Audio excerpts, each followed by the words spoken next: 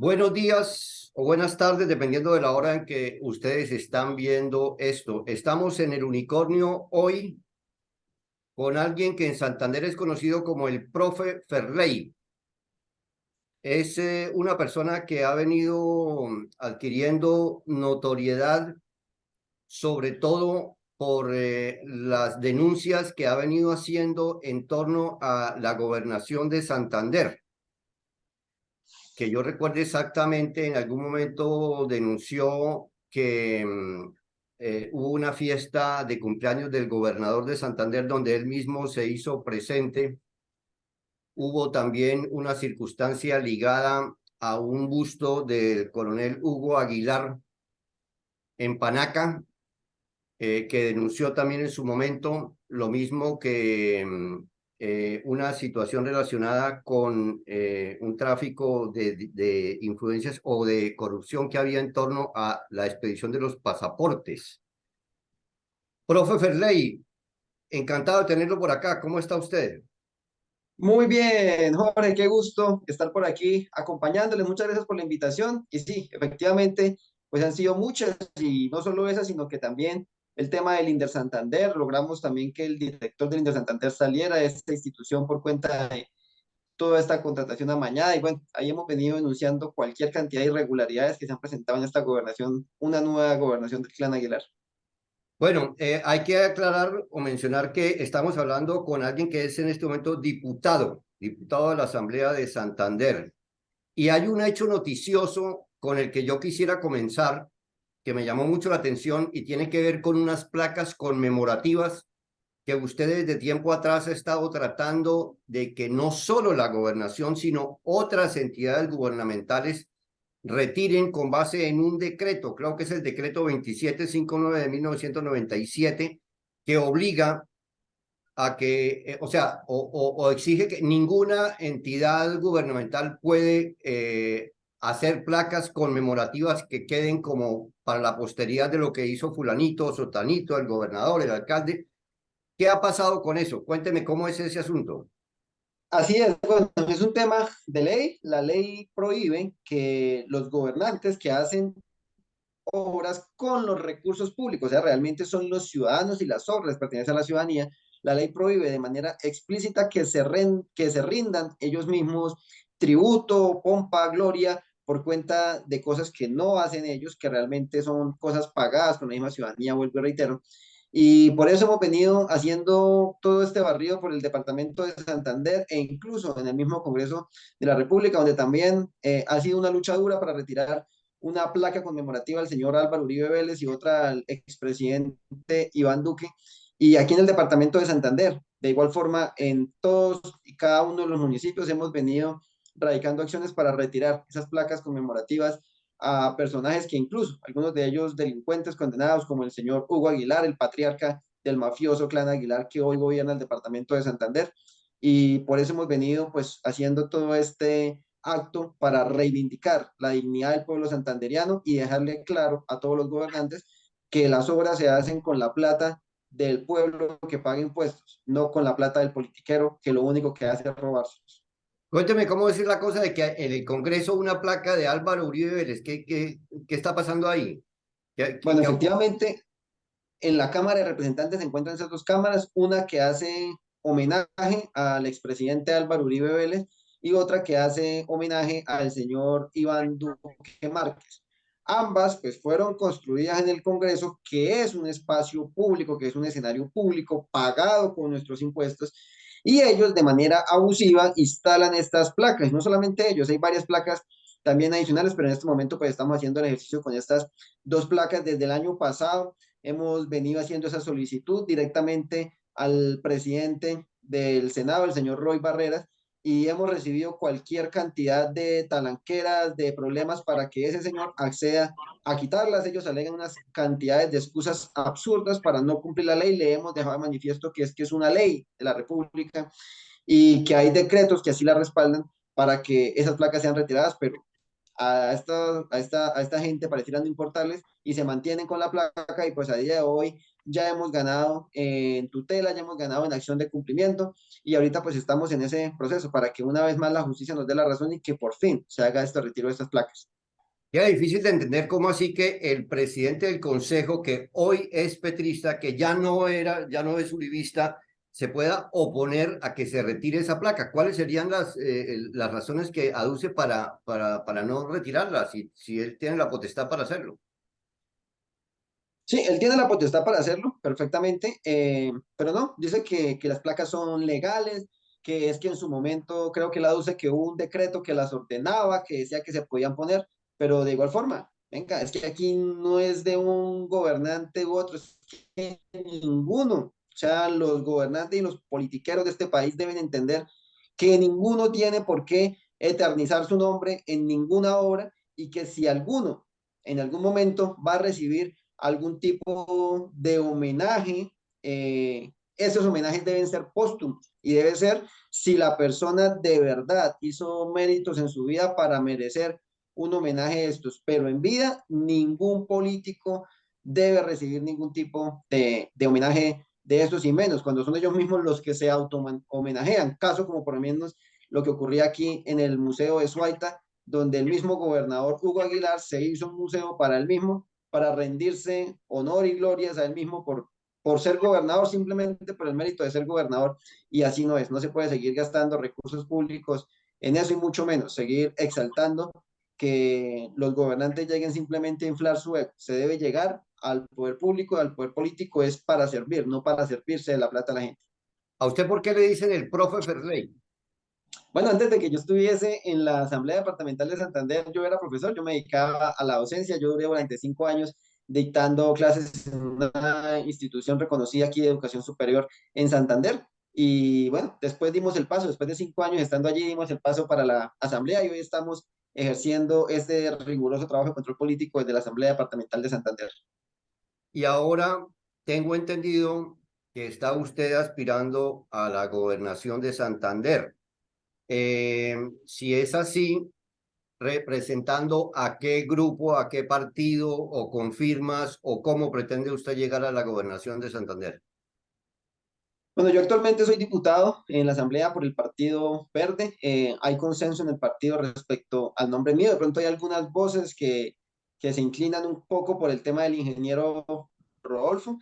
En el caso mío, pues digamos que la gran mayoría del partido pues está de acuerdo con que sea yo el candidato y no el ingeniero Rodolfo. Y pues nada, digamos que el consenso ya está completamente logrado al interior y de confirmarse, pues básicamente sería al interior del Partido Verde, entre otras cosas también, porque por doble militancia yo no podría por otro partido, pero aún así, pues creo que el Partido Verde representa los ideales que nosotros hemos venido defendiendo y tampoco al interior del partido, por lo menos en el caso mío, nunca me han exigido que actúe de una forma contraria a mis principios y siempre pues he podido tener esa libertad de hacer las cosas conforme a la conciencia y la voluntad de la gente, que es finalmente lo que nosotros venimos aquí a servir.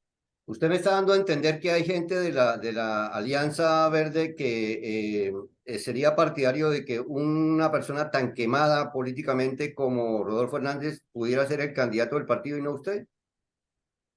Pues entre otras cosas, digamos que hay reuniones que son públicas y el mismo Gustavo Petro, el mismo Carlos Ramón González y el mismo Rodolfo Fernández se han sentado a hablar. Las reuniones pues han sido públicas, han sido de conocimiento público y existe como tal esos lazos de cercanía entre ellos. En una de las reuniones, pues digamos que información que he conocido así, digamos que de manera informal ha sido que existe como un acuerdo implícito entre el presidente Gustavo Petro y el ex senador Rodolfo Hernández. Por ahora lo que le digo, digamos que son lo oficial, lo que ha salido oficialmente, y ha sido ellos mismos quienes lo han contado, el mismo Rodolfo incluso, dichas reuniones. Yo desconozco realmente lo que se haya hecho en estas reuniones porque, pues, digamos que lo que yo sé ha sido por cuenta de las mismas informaciones que ha dado el ingeniero Rodolfo a los medios de comunicación y los pronunciamientos que de su mismo movimiento político se han conocido. Pero pues digamos en el Partido Verde el consenso generalizado está en que el candidato soy yo y pues a día de hoy casi que podríamos decir que somos la única precandidatura del Verde a la gobernación de Santander. No, y es que precisamente, pues yo pienso que usted es un candidato alternativo y para que logre llegar una figura o un movimiento alternativo a la gobernación, se requiere una coalición de fuerzas. O sea, no que usted solito con Alianza Verde pretenda llegar, sino que se sume el pacto histórico y se sumen otras fuerzas para enfrentar la politiquería tradicional encarnada en el clan Aguilar, básicamente, pues que incluye también el clan Anaya, el clan Tavera, qué sé yo. No es posible, me está hablando usted como que hubiera una división división de intereses entre Alianza Verde y el Pacto Histórico, por ejemplo, para buscar consenso y lograr una figura que logre convocar y lograr ese objetivo tan importante para el departamento. Jorge, de pronto su merced no entiende o no conoce bien la dinámica de la política aquí en Santander. Cada departamento tiene una dinámica diferente. Aquí el pacto histórico no se siente representado por la candidatura mía. De hecho, un sector del pacto histórico, digamos que está más inclinado hacia la candidatura de Rodolfo Hernández. Otro sector, y es casi que el mayoritario, el más grueso, se siente más representado y hay reuniones públicas documentadas que incluso la misma silla vacía ha publicado fotos que demuestran esas reuniones entre dirigentes y congresistas del pacto histórico con el candidato o precandidato Fernando Vargas Mendoza, quien fue alcalde de Bucaramanga, que no terminó su alcaldía precisamente por temas de corrupción, por sanciones disciplinarias, y el pacto en Santander, pues un sector grande se encuentra identificado con ellos. Otro sector sí se encuentra identificado con la candidatura mía, pero no es el sector, digamos, poderoso, no es el sector que toma las decisiones, sino más bien las bases. Son las bases las que de pronto se sienten identificadas con la candidatura mía, que es la más coherente en términos de pensamiento y en términos de lucha anticorrupción, que es finalmente lo que hemos nosotros representado.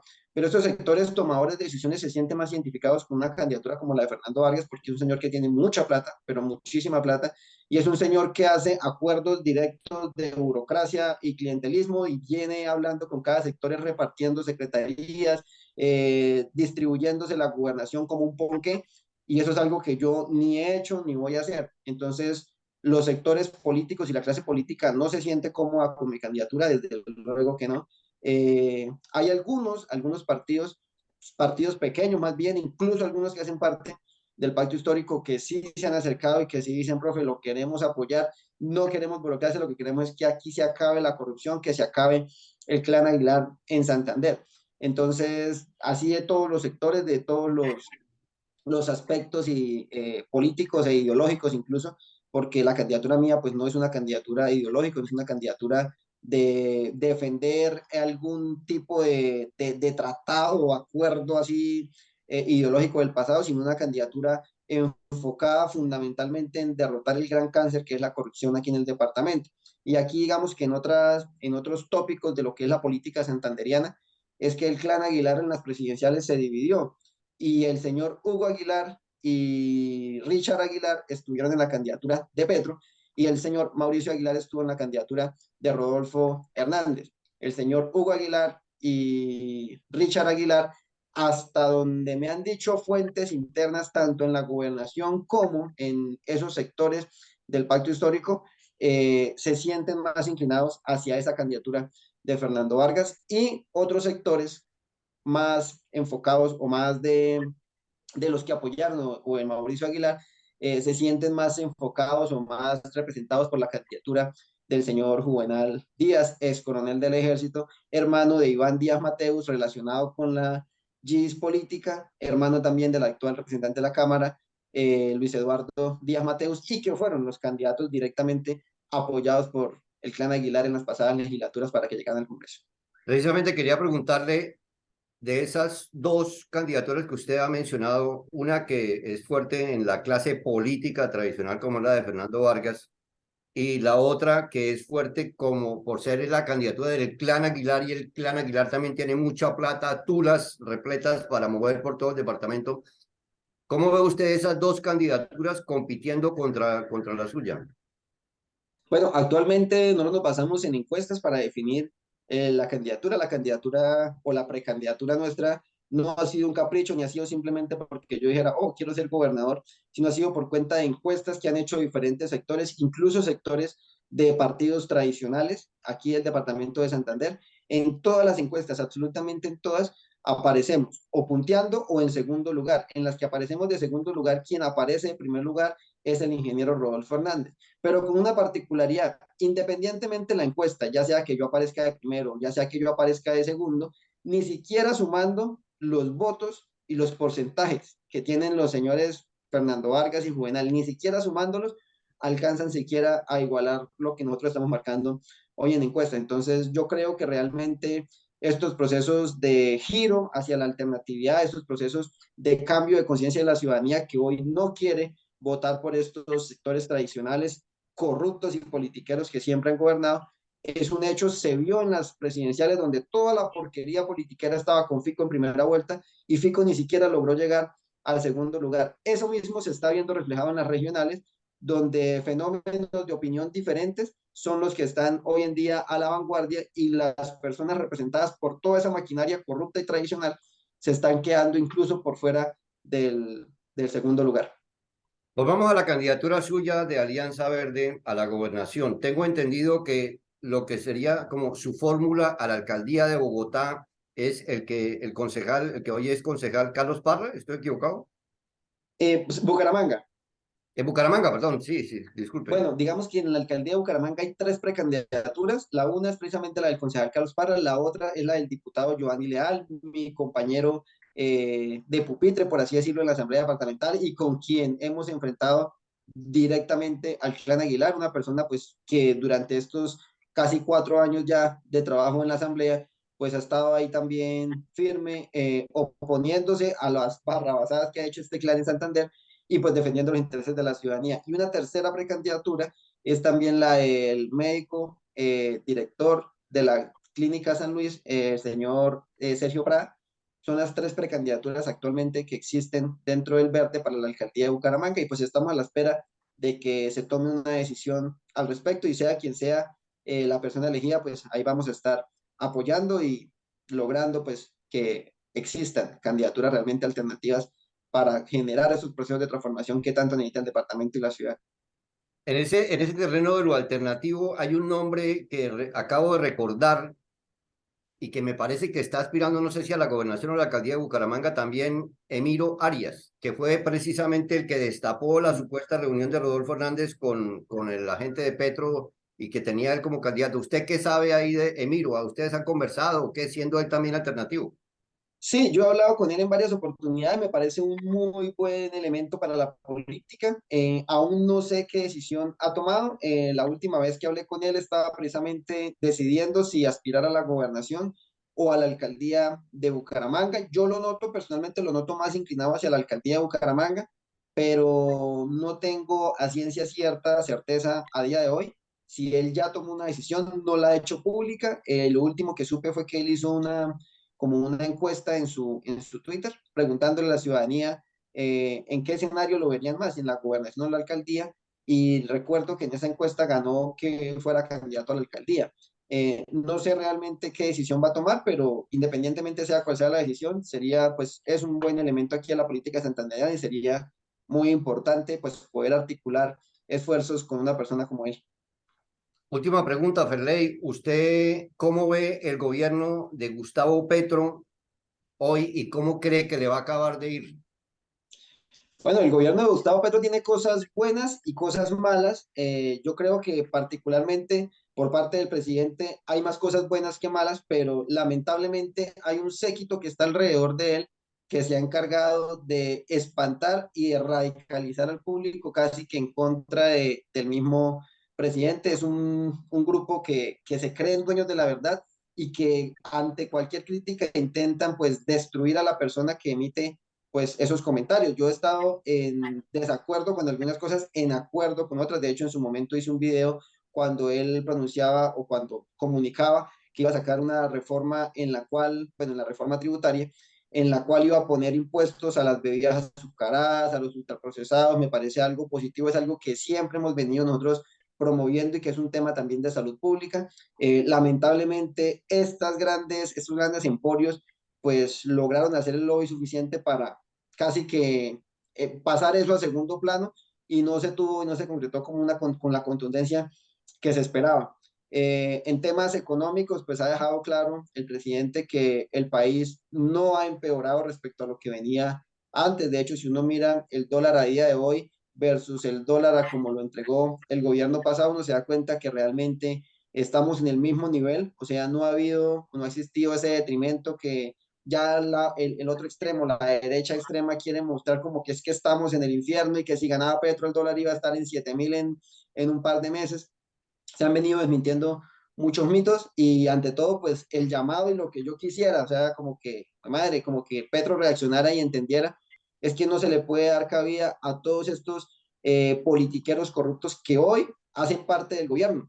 Así no pasen las reformas, porque es que, Jorge, aquí es importante que la ciudadanía entienda, las reformas no tienen que ser ya de un día para otro y no un gobierno tiene que transformar el país ya, porque si no es la de cabo, no, la primera reforma, y esto hay que entender que los cambios son progresivos y graduales, la primera reforma que tiene que hacer Petro es acabar con esta plaga, acabar con los corruptos. Y la forma de acabarlos a los corruptos es ahogándolos.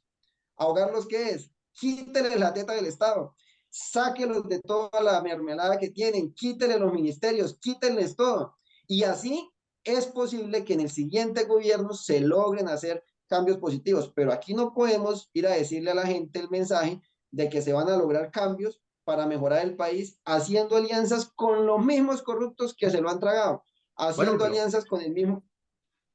no, pero es que usted plantea una especie de utopía, porque quítenles la teta del Estado, le quitan la teta del Estado y entonces no le aprueben las leyes y entonces, o sea, se queda maniatado para poder sacar sus proyectos. O sea, ¿no cree que de todos modos hay una especie de negociación entre las fuerzas políticas sin que Jorge, implique caer ciertamente en el clientelismo? Pero no cree que pretender cortar de manera tajante con la corrupción o sea, ¿no es como una utopía lo que usted está proponiendo? no, y realmente va enfocado hacia las funciones del Ejecutivo. Claro, un presidente puede ser presidente y puede lograr cambios fundamentales para el país sin necesidad de aprobar una sola ley. Y se lo pongo de la siguiente manera. El presidente es el ordenador del gasto de todo el país. O sea, la principal función del presidente, del gobernador y el alcalde, que son los ordenadores del gasto, es ordenar las inversiones, definir cómo se invierten los recursos del país. El tema de las leyes y las reglas del juego del país es otro tema completamente diferente que incluso le compete más es al legislativo. Y es el legislativo quien debe desarrollar esa agenda. La agenda del presidente es diferente. Entonces, ¿qué pasa? ¿Por qué el presidente hoy dice que necesita el Congreso y necesita tenerlos enmermelados? Porque quiere imponer unas reformas ya, pero olvida que la principal función del presidente no es esa. La principal función del presidente es administrar los recursos de todos. Y ahora viene la parte importante de esto. El presidente en su proceso de administración, lo más importante que debe hacer es definir un presupuesto, decidir cómo se va a invertir los 400 billones del presupuesto de la nación, cómo se deben invertir en el país, cuáles son las obras que deben sacar adelante, cuáles son las vías que se deben construir, cuáles son los problemas de agua que se deben solucionar, cuáles son los problemas de educación, de salud que se deben solucionar. Ahora, para eso no se necesita una reforma. Las reglas del juego ya están y Colombia, aquí entre otras cosas, Colombia tiene una reglamentación y un sistema legal bastante robusto. ¿Qué pasa? El problema de Colombia no es las leyes, no es la falta de leyes. El problema de Colombia es que las leyes se las pasan por la faja porque Contraloría, Procuraduría, Fiscalía y el Poder Judicial no hace lo que tiene que hacer. Pero la razón fundamental del presidente es administrar y el presidente presenta un presupuesto. Y ahora viene la parte, ay, pero entonces si no se entrega mermelada, el Congreso no apoya el presupuesto. No importa. Si el Congreso no aprueba el presupuesto, pues es que la presentación del presupuesto no es una función como tal del Congreso. El Congreso lo debate, lo mejora, lo retroalimenta. Pero si el Congreso lo vota negativo, el presidente por ley está autorizado, sin cambiar nada, sin hacer ninguna reforma, sin nada, está autorizado a ejecutarlo por decreto. Y lo puede hacer, y la ley lo permite sin necesidad de alguna reforma. Entonces, ¿qué pasa? ¿Qué es lo que debe hacer el presidente realmente, a mi juicio? ¿Y qué es lo que, pues, si en algún momento llegó a ser gobernador, haría? Yo no pensaría en cambiar las leyes que rigen el departamento. Yo lo que pensaría primero sería en llegar a depurar cada una de las entidades públicas que se roban una cantidad impresionante de recursos, que meten una cantidad de burocracia absurda que no se necesita y que la meten precisamente por parte del pago de favor políticos, porque le entregan, por ejemplo, el Ministerio de Transporte al Partido Conservador, y el Partido Conservador llega a agarrar ese ministerio para bombardear con una cantidad de personas con pagos y con sueldos absurdamente altos, que ni siquiera van a trabajar, porque lo único que hacen es conseguirle votos al Partido Conservador en elecciones. No, si Petro entendiera que su gran legado en estos 4 años es erradicar a los corruptos, le aseguro, podría incluso estar poniendo sucesor, y el sucesor encontraría un país con mayorías alternativas que no pidan mermelada, que no pidan burocracia y que actúen a conciencia. Pero ese grupo nuevo de congresistas alternativos que no piden mermelada, se les debe convencer no con puestos, no con burocracia, no con coimas, ni con plata para el bolsillo de ellos, sino con ideas, con propuestas que deben ser debatidas. Y hoy en día hay varios congresistas que podemos decir no están pidiendo mermeladas, no tienen ni siquiera un puesto, están siendo críticos, y a ellos el gobierno pues los está intentando salir a destruir ante la opinión pública, y pues eso ha generado también un deterioro en la imagen del presidente, porque son congresistas con un poder mediático importante que son capaces de hacer oír su voz ante la ciudadanía. Bueno, hemos querido conocer a Ferley, nos despertaba una gran curiosidad. Aquí lo tenemos y le agradecemos su presencia. Me parecen muy importantes los planteamientos que usted está haciendo. Última pregunta, yo como periodista le preguntaría, ahora sí, última pregunta. ¿Cómo ve la comunicación del gobierno, la estrategia de comunicación? ¿Usted cómo lo ve comunicándose con la gente? Mire, yo creo que cuando el gobierno hace las cosas bien, la comunicación, la mejor comunicación es el voz a voz, es la misma ciudadanía hablando desde lo que siente. Un error a veces de los gobernantes es querer manipular la opinión o querer mandar mensajes contraproducentes. Hay cosas buenas del gobierno que la misma ciudadanía ha replicado, y le pongo un ejemplo: todo lo que ha destapado con la SAE, eso muy bueno, y la gente lo ha sabido reconocer. Y ni siquiera el gobierno es que haya hecho un despliegue comunicativo para el tema de la SAE. No, las redes sociales ni siquiera usted las tiene que pagar. Ellas son supremamente orgánicas, y lo que es bueno lo van a replicar de manera inmediata. Otro ejemplo de, digamos, de lo que se ha venido logrando en el gobierno ha sido, por ejemplo, el tema de la UNP. Esto que han destapado en la UNP, estos escándalos de corrupción, también la gente ha visto y se ha dado cuenta cómo en gobiernos anteriores se han venido robando esa cantidad de plata. Los procedimientos y sí, los procedimientos que se han venido realizando y los operativos que se han venido realizando en contra de narcos y narcotraficantes de este país, la gente lo ha visto y la gente misma lo replica. Eso es el mensaje que se tiene que mandar. Y asimismo, pues hay cosas negativas, hay mensajes que no han sido precisamente muy positivos, y la misma gente lo replica. Yo pienso que la mejor estrategia de un gobernante es hacer las cosas bien, mostrar resultados, y al final el mismo resultado es el que termina llegando a la opinión pública, así la oposición quiera inventar cualquier estrategia de manipulación. Y un ejemplo de ello es por lo menos el tema del dólar, que estaban metiendo terror, que el dólar iba a llegar a 7.000, y al final la oposición o el gobierno pueden inventar la barbaridad que quieran, pero por más bárbara que sea la mentira que inventen, la realidad es irrefutable, y la realidad es que el dólar está hoy casi al mismo precio que estaba en el gobierno Duque. O sea, si hoy el gobierno Petro es malo, es porque el gobierno Duque es malo, porque ahí mismo fue donde el gobierno Duque lo dejó. Y esas pruebas, esas evidencias y esos hechos son los que la ciudadanía ve, los que la ciudadanía replica, y los que terminan finalmente hablando por sí solos. Ciertamente tiene usted razón en que la realidad se ha encargado de callar a la oposición en esos temas concretos. Bueno, Ferley, le agradecemos mucho su presencia aquí con los lectores del Unicornio. Le deseamos éxitos en su empeño y para adelante. Muchas gracias, Jorge, por la invitación. Un saludo para todos los oyentes, y pues nada, aquí seguimos siempre prestos para cualquier información adicional que requiera.